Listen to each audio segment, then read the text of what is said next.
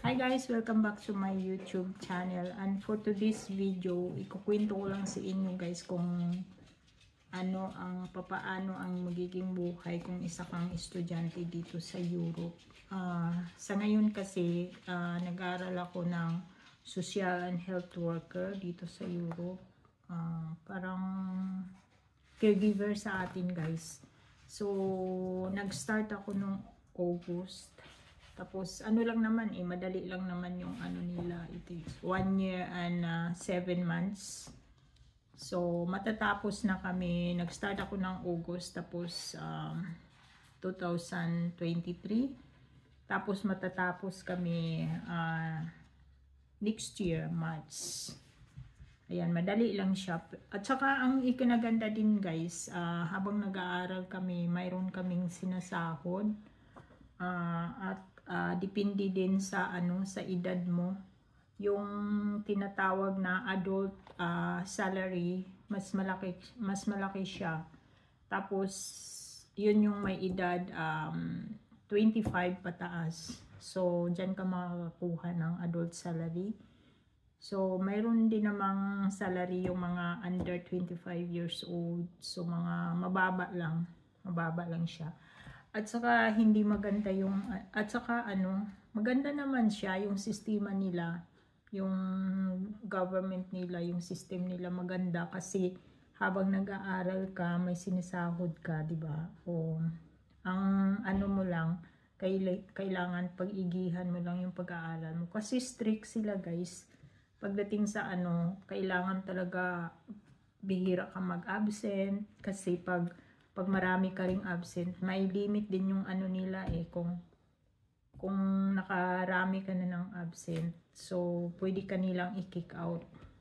O, diba? Sayang din yun kung i-kick out ka nila. So, maghahanap ka na naman kung ano yung pwede mong pagkakitaan. Lalo na sa amin na mga ibang lahi. Kasi, kung lang naman, kung kagaya lang sa kanila, yung mga Danish. So, mayroon yan silang makukuhang pira sa government nila pag wala silang trabaho. Pero may limit din siya. Dati 4 years yung yung limit nila na yung 4 years na yon may makukuha silang pera buwan-buwan. Ayan. Pero ang naman dyan guys is maghahanap sila ng trabaho sa na yun, sa 4 years. Kailangan mag-send sila ng mga application, kung tapos hanggang sa may makuha silang trabaho. Pero yung iba kasi, mga din kasi, habang mayroon pa silang ganyan na 4 years, kunyari. Pero ngayon, 2 years na lang eh. So, yung iba, inuubos talaga nila yung 2 years, saka talaga sila maghanap ng trabaho. Kasi, sa 2 years na yan, meron silang makukuha monthly. Ayan. So, pagkatapos na ng 2 years, maka-cut off na yung natatanggap nila monthly. So, yun na yung time na ipupush na sila ng na maghanap ng trabaho. Ayan.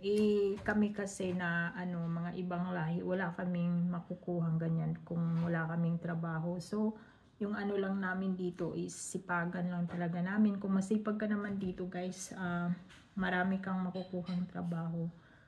Lalo na sa cleaning, ayan. Kaso lang importante lang yung yung language nila, kailangan matuto ka rin kasi kung may communication din ba sa sa kung saan ka maglilinis, kasi yung iba kasi hindi nag-i-English talaga. So isa talaga yung nila na marunong ka sa language nila. Isa din yung kung gusto mong mag-apply ng permanent, so isa din kasi yun na kailangan dumaan ka sa language school at saka naipasa mo yung may mga kasi may mga level. So kailangan makapasa ka doon bago ka makakuha ng permanent permanent residence yan. So pagdating naman sa mga absent, kailangan may limit din guys. Hindi din pwede na panay absent mo kasi kung i-kick out kanila, ayan yung yan yung rules nila pagdating sa mayroon kaming kaklase na dahil sa absent na kick out siya. So Magsa-start na naman siya yata nitong nitong August. Yan, panibago, mag-start siya ulit. Ayan, yun lang yung ikinaganda ng ng mga kung mag-aaral ka dito. Hindi kasi kagaya sa atin guys na kung may pera ka, pwede ka mag-apply, pwede ka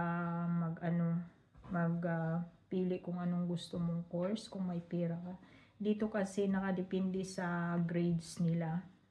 Tapos kung kung mataas yung grades mo tapos yung gusto mo yung course na yun, so mag-a-apply ka. Tapos hindi pa rin sigurado kung makukuha ka o hindi kasi tatawagan ka nila kung makakapasok ka sa na yun, sa course na yun.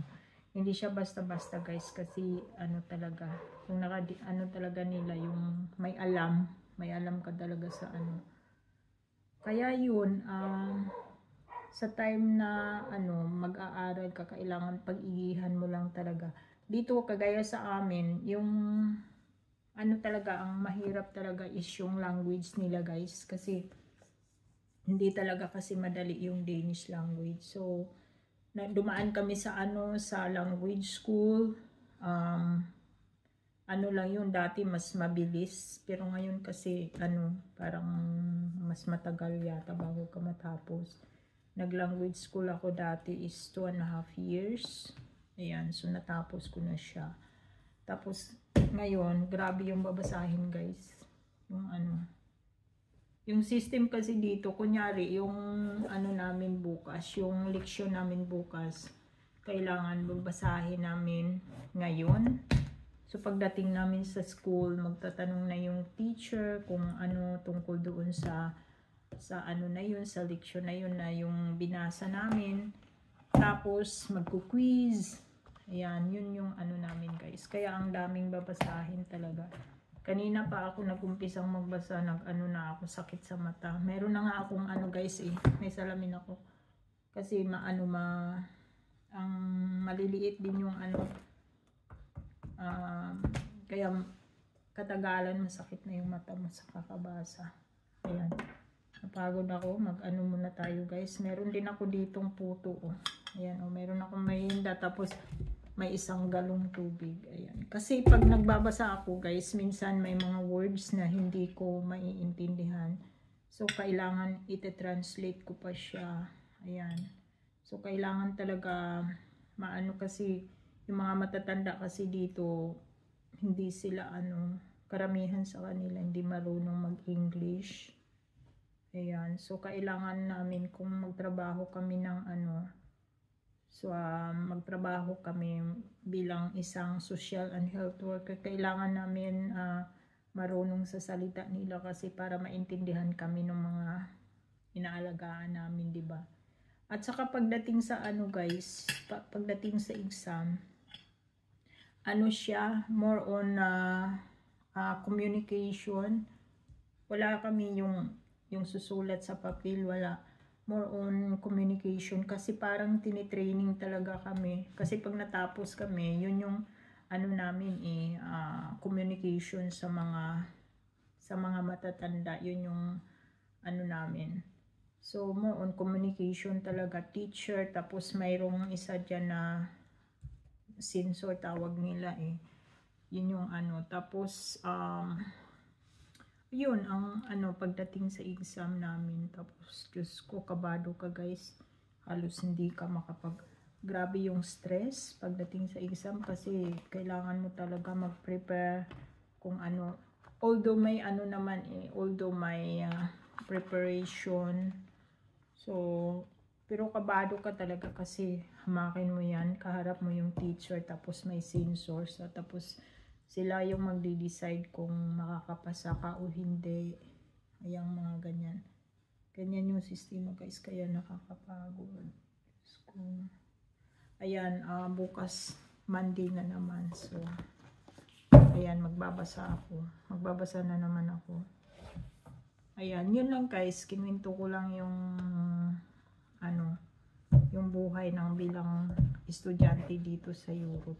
Maganda siya kasi may nakukuhang salary, but hindi siya ganun kadali kasi strict yung ano nila, yung rules. Ayan. Ayan lang po. Maraming salamat sa panonood. Sana po may natutunan kayo sa video ito. Ayan. Please like and subscribe guys kung hindi pa po kayo nakasubscribe. Bye bye.